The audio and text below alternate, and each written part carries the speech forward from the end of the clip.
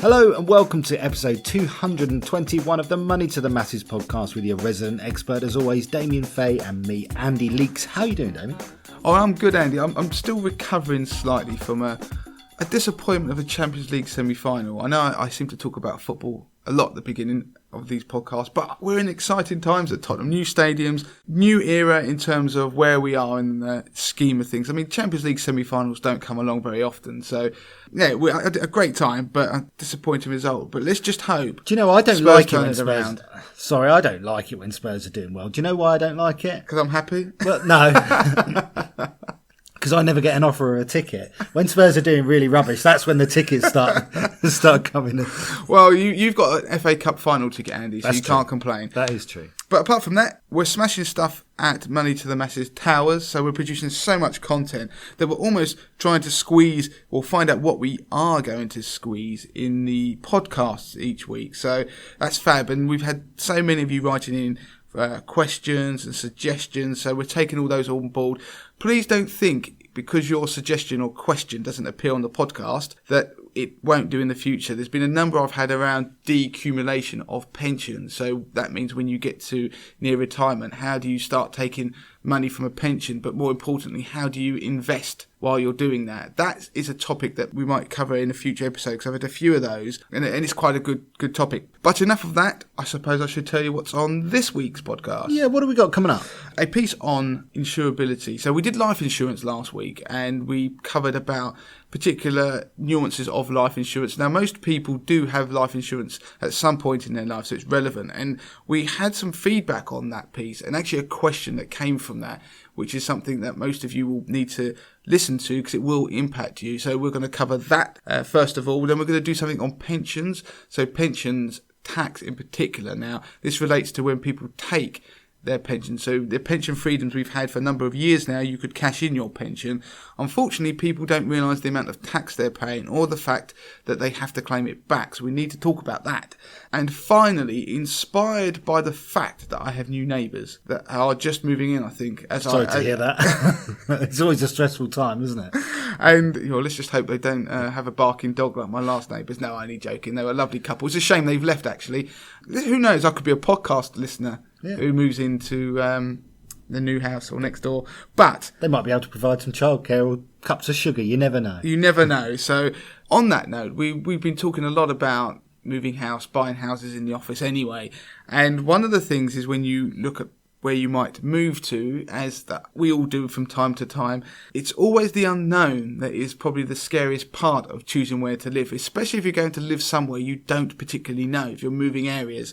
And so I want to run through a number of websites that are really useful at trying to give you a bit of insight into where you might be living. So we're talking about crime, everything like that, the positive, the negative. But even if you're not planning on moving, it's a bit of a rabbit hole you can disappear down, because I've just spent half the morning looking at half of these sites and being amazed or in horror at some of the crime numbers and mapping. We'll come on to it in full. But even if you're not buying a house, you're gonna like this. Great. So what are we going to start with? Let's do the life insurance stuff, because that's the first piece. So it was Mike who got in touch via Facebook and asked us the question, which broadly, Andy, you can sum up. So the question was, I bought some life insurance a while ago now. I've since had life events, I've had children, and I've actually suffered some ill health in the meantime. Do I need to contact my original life insurance provider that gave me that policy however many years ago, and do I need to let them know about my current health and my situation? And that's a very good question. We didn't cover it last week because these questions are great, because some of the things we automatically assume people know and most people won't realise. And so the very short answer to that is no. And the idea is that when you take out a contract of life insurance, things are as they are at the point you take them out. So it's a contract you enter into given the circumstances, that your health, your personal circumstances. And that's why you get asked so many questions when you take out a life insurance policy. The actuaries at the life insurance company will take into account the figures and the sort of life expectancies. They realise that people get sick as they get older. That's all taken into account when they work out their premiums. So you don't have to tell them if you get sick. So take my example. I mean, if I suddenly was to develop a new disease, my Crohn's was disclosed when I took out my life insurance. But if I had something new that wasn't Crohn's related, I wouldn't have to tell them. But of course, if I took out a new policy, then I'd have to disclose that new health condition. So that's why when you go and renew your policies, say you want to review them and you want to see if you can get a better deal, why you shouldn't straight away cancel your old policy until you work out what's going to happen with a new one, because the premiums may go up taking into account your circumstances, or the fact you become a bungee jumper, stuntman, or whatever it is that's going to increase your chance of dying. That's it. You can change job. There are all sorts of things. It's not just your health, actually, because, of course, like you said, I mean, it's a bit of a strange example, but people do it. You could become this mad bungee jumping freak. You could, I don't know, you could take out a new job that means that you work at significant heights, or, you know, you join the army and join the front line. All of these things have happened after the contract was taken out, and it's fine for you to do so. Yeah, so if you have risky jobs, then it does put up your premiums. I remember a guy years ago when we did life insurance. I'm not disclosing anything untoward here. And he did the scaffolding on the QE2 bridge. Is it the QE2 bridge? It is the Queen Elizabeth II bridge. The Dartford crossing. Yeah. The one that when you drive over it is so high. Yeah. He was on the scaffolding on the underside of that. Wow. And he was taking out life insurance at the time. And, I mean, well, he got life insurance. It just shows that anybody can, but it's quite incredible. But the other thing that Andy just wants to quickly mention, because Andy loves a bit of life insurance, having sort of howled from that world in particular, but it's about guaranteed insurability. Yeah, so this was really interesting. So the person that emailed in, Mike, so this is really interesting. Mike, who got in touch, actually mentioned in his post that he's had a couple of children since and then developed medical sort of complications. So there is something called guaranteed insurability, or a guaranteed insurability option that is available with all life insurance plans. And that allows you to increase your life insurance if a major life event comes along. Now, what they call a major life event, it could be something like changing jobs, meaning that you're paid more. It could be having children. It could be getting a new mortgage or making improvements to your home. If that has happened, then you can get in touch with the insurance company and they will guarantee to increase your life insurance. There is a cost attached to that. You do have to pay the premium increase, but crucially, they won't actually underwrite you. So they won't ask you any further medical questions. Now that's quite key. So if you have had some medical complications, they'll actually offer you a new contract, more expensive because you're increasing it. Of course, you could decrease it. A guaranteed insurability option allows you to decrease as well as increase, which people don't realise. Yeah, so that's quite a nice tip there. The one thing to remember, though, we're not talking about you suddenly waking up one day going, I've got 200 grand's worth of life insurance. You're now going to get $1 million from your life insurance company without underwriting. It's going to be small amounts. It could be like tens of thousands. That's it. It's normally in the tens of thousands brackets. Yeah, so it might be the fact that you've had a child, you want a little bit more life insurance. But it's a thing just to bear in mind. If you've got life insurance, it's something that's in the background that you could just nudge up slightly, so without having to do any more underwriting. And in Mike's case, that might be something he would want to look at. Good. What are we going on to? Let's go on to pensions now. So the pension piece I wanted to talk about. I'm not doing investing this week. I thought we could have a break. It's a bank holiday. I'm writing enough about investing. I think we all could do a break from investing this week. And don't forget, midweek markets did come out midweek. So if you are into investing and you missed that one, go and have a look. It was a really interesting one this week. Double dips. Not double dips, Andy. Double tops. See, I need to go and listen to it again. So it's good to see you're listening to the podcast, Andy, and you're up to speed what's going on in investment markets. But at the moment, it really is, the market's quite interesting because we had that dip and we've rebounded to new all-time highs in America. But we're not doing investing this week. We're not doing investing this week, as I said earlier.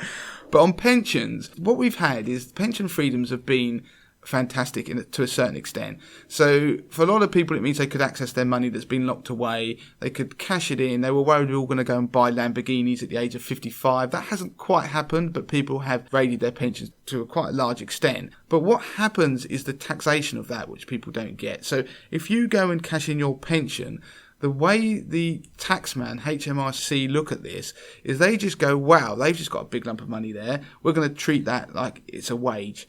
And so you're taxed at your marginal rate on the money that you take out. Of course, you've got the tax-free cash in your pension, which doesn't have taxation on it. But we're just talking generically on the amount you take out. It's going to be taxed at your marginal rate and it's going to be assessed.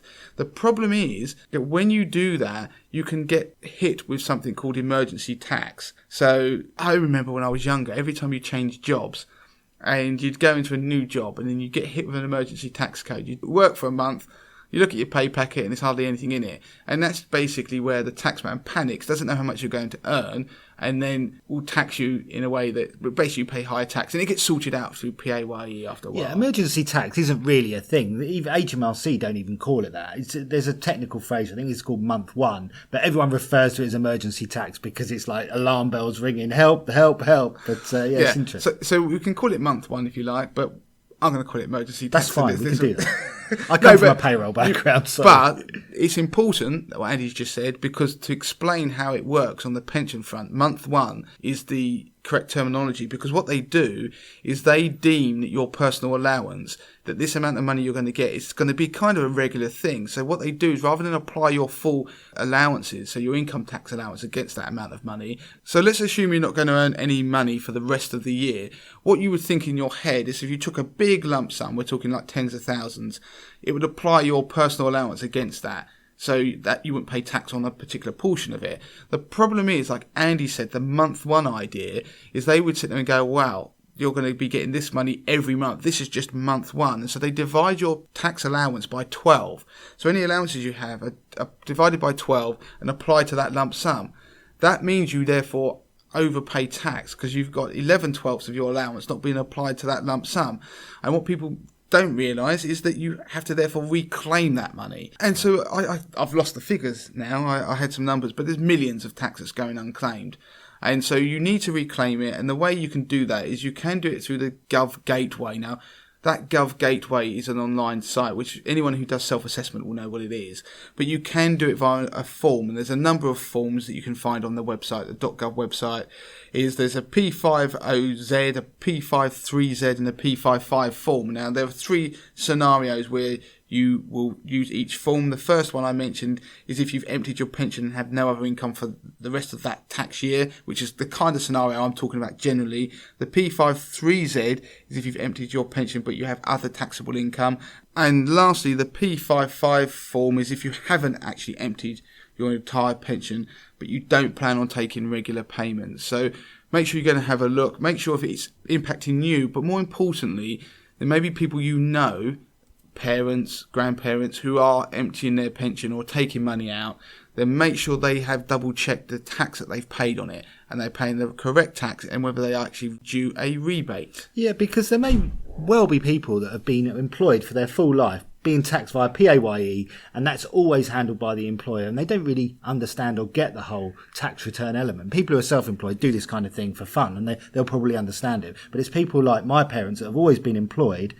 I doubt they'd have any idea about this. So yeah, but it's also on pensions. People don't realise things like the state pension is taxed, even though most people don't pay tax on it because they earn less than their allowance. So the thing is with pensions, you have to realise there are taxes on them, but you have to therefore look into the rules and make sure you're paying the correct tax or not overpaying. Find out how fit your finances are for free with Damien's Money MOT. With no registration required and no need to access policies or paperwork, you'll receive your own personal grade, together with a breakdown of where you should focus your attention, all in the time that it takes to boil the kettle. Crucially, you'll get to see how you measure up compared to everyone else, and even get your own tailored plan on how to improve your score. Simply go to mot.moneytothemasses.com. So sit back, relax, take Damien's free Money MOT, go to mot.moneytothemasses.com to get started, and reward yourself with that cup of tea afterwards. Okay, so one of our most popular articles on our site is an article that talks about all the things you should do when moving home. It's 41 things. So if you're interested... 41 things to look for when you're viewing a house. And that is part of a wider... I think it's 89 points that you can download as a guide. So if you're interested, you could do that. Or I could do it as a quick piece on the podcast in the future if people want to. I think we touched upon it once before, a long time ago, but we can go back to it if people want to. So get in touch because we are going to update the list. But one of the things, kind of a part of that, and I'm just taking it a little bit further, is there are some sites to look at. So not things to look at when you go around a house, but things to look at when you're away from that house and you're trying to pick a house or an area to live in that really help you get a sense of what the place is like. So I remember when I moved into Bromley, and I didn't know Bromley very well. I knew it as I used to go past it as I was growing up on the trains and things like that. But you don't have any sense of what a place is really like. It's difficult to get an understanding, isn't it? Because you can go on Facebook and things like that, but people are often afraid of telling their real thoughts because they don't want their neighbours hearing that they're dissing the area, or do you know what I mean? Yeah, and it's difficult. It's true. On that, though, you do get some Facebook groups of areas where you want to live. So I know there's some really good like mum groups around different areas, and you can join them and people will talk about it. So people looking to move to the area, they will give you advice about different aspects of it, and it's a good way of meeting people. Yeah. So, I mean, that's different to what it was, say, 20 years ago. But, I mean, I'm going to run through these websites, and one of them is the one I spent a disproportionate amount of time this morning on, was police.uk. Now, if you go onto that website, you can put in your postcode for your current house if you're not even moving. Put a couple of hours aside, by the way. You will get a crime map of your area, of the postcode that you put in. So I put in my own house and my own postcode, and you get a map that comes up by month. So you can choose to change it month by month. So I've done this today. You can get February stats, I think it is, of March's stats, and it would pinpoint in the whole area where crimes happened that have been reported to the police. Not only that, but you can click on them and find out what the crime was, and it categorised into certain different categories like burglary or, unfortunately, violent crime and antisocial behaviour. And now, what it is it's quite good being nosy on what's going on in your street, things you don't even realise. But also, if you're moving to an area, you can find out areas where there's lots of antisocial behaviour. Yeah, like hotspots. Hotspots. I mean, I don't want to tarnish all youngsters with a brush, but I know what it was like when you're growing up. People congregate in certain areas like parks and alleyways and whatever have you, and even where I live, you can see them, and it's brilliant. And so if you're moving to an area, you don't know what a place is like at night time because you don't view houses at night time. So you can start to get a sense. So go to police.uk. You're going to lose a good chunk of your day doing it because you're going to keep going backwards and forwards, and then you're going to tell everybody else, Yeah. Go and look at police.uk. So that's the first one. The next one was something that Andy stumbled upon and then disappeared down the rabbit hole when Andy was looking at houses and things. It's called Property Log. And now if you use Chrome browser, which is Google's web browser, it's a very good browser, but you can have add-ons. And they're like tools that work on the website that you're on. And this particular one, Property Log, if you download it and then you go onto Rightmove, it will show you the historic price changes of the house you're trying to, or you're viewing online. So you'll go on Rightmove, you'll see a house, it'll be on for how many £100,000. You can see when they've knocked the price down, which is really interesting. In the last couple of months, you could be getting a feel for this person has cut this house down by X 50,000, 20,000, and so you can see their motivation to move and therefore sell, and you potentially getting the deal. And if you're like us, you could therefore spend again a disproportionate amount of time trying to find the most discounted house. Yeah. In there. If you go up the top end, where you dream about buying houses in the £1 million bracket, there are some hefty discounts going on. Yeah, I mean, we saw one property that was in the 2 million bracket, but it had come down almost by 25%, down to 1.5. Now, it's 1.5 million seems a lot, but coming down from 2 million, that's a big saving, a big chunk of money. Yeah, not a big chunk of money.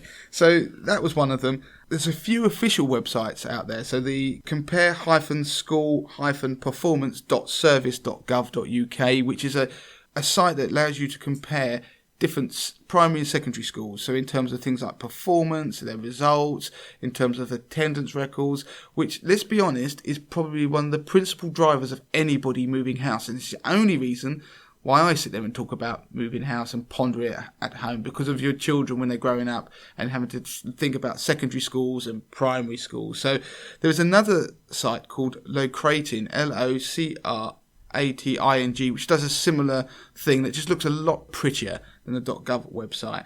Now, we mentioned about prices in what prices houses are currently being listed as, but you could also look at historic house prices. Now, a number of the web portals out there will do historic house prices, but if you can't find one, Net House Prices do it, and so do Zoopla. So you can see what houses in the area have sold for. So you can see if the place you're looking at, they're pitching too high, or if you're not moving anywhere and you're like me, you're just nosy for how much the house next door was sold for, or any in your area. There's so many people who are obsessed about looking at houses. One of my other neighbours was talking to me and said, I'm always on there looking at house prices. And I'm sitting there thinking, Yeah, I think a lot of people are. I think a lot of people would sit there and look, well, how much is my house worth? This lady's lived in her house for probably 40 years. She's not moving anywhere. She's about 65, 70 something. So I'm not sure quite why she's doing that, but if it makes her feel better and sleep at night, then all good. Another one is noise. Now, you may love your house at the moment, but your new house could be somewhere quite noisy, and you might not realise it. And if you look in your area and you think, well, it's not very noisy in my area, you're probably the one that's causing the noise. It's that thing. I never hear my neighbours. Yeah, I never hear them. They're so quiet. Or there's always a group it's like a white noise in my household, just drowns everything out. And there's always a group of friends where there's one idiot. And if you're in a group of friends and you haven't got the idiot, you are the idiot.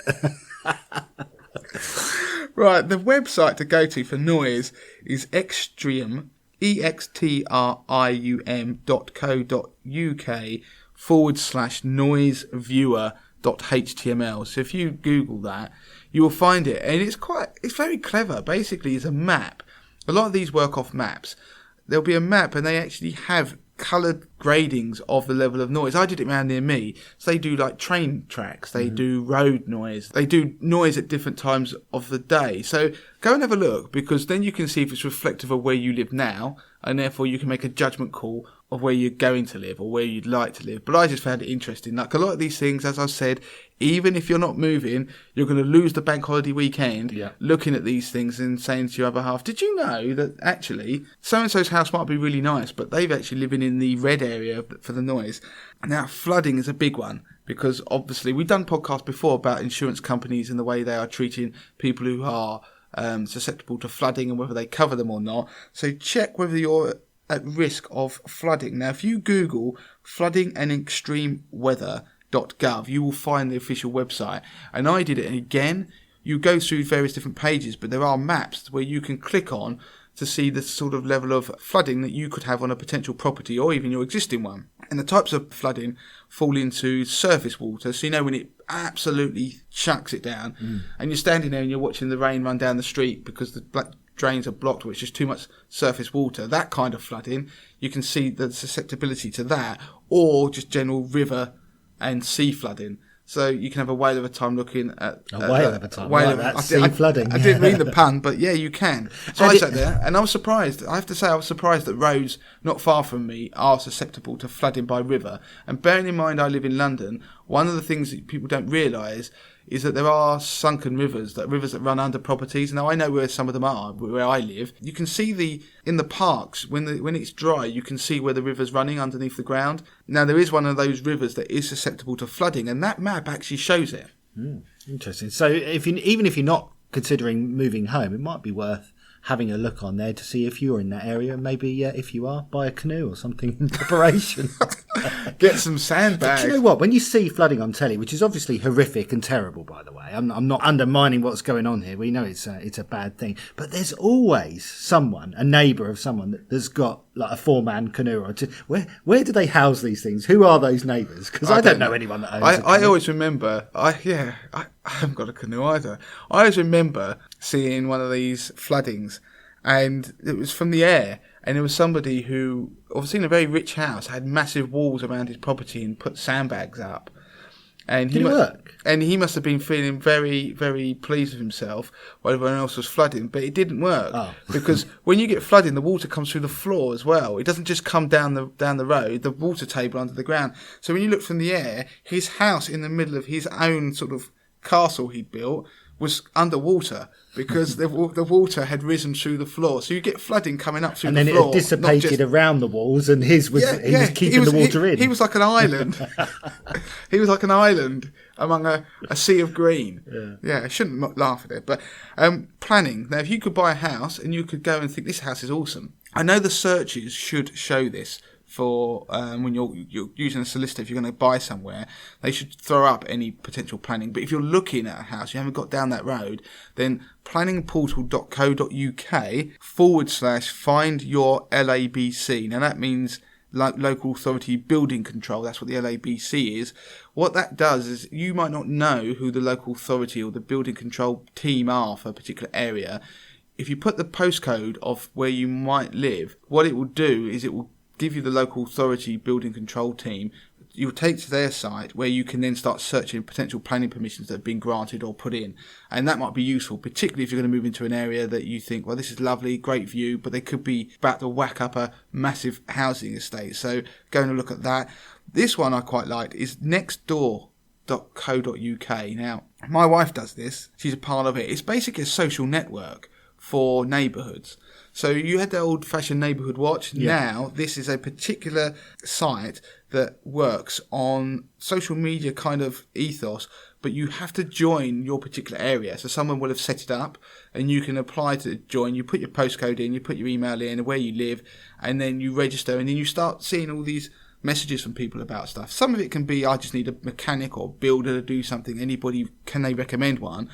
Down to the fact, like I found out, somebody 2 doors down from me, a fox had eaten the cat. So that sort of stuff, you don't know all your neighbours, do you? So, for example, that particular one where there was a fox that we've seen a lot in the area, but we found out then that it'd been attacking cats, so we were keeping our cat in more at night. Simple things, but one of the other stuff you do is you can find out about neighbours on it, basically. I don't mean this in a bad way, but you see some posts on there, who's got a party down the road? What party? And you can find out about people complaining about things going on in the area, like drug dealing or antisocial behaviour of kids, because people talk on it.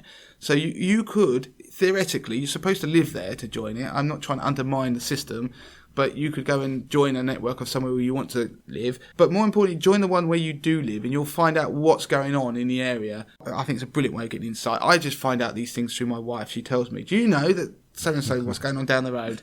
I find out. And the last one I think I'm going to mention is Ofcom. Now, if you're anything like me, and probably like most of you, you need the internet. You need your mobile phone in order to function, maybe as a business, but as a person. So Ofcom have a checker. It's the one online that's on ofcom.org.uk.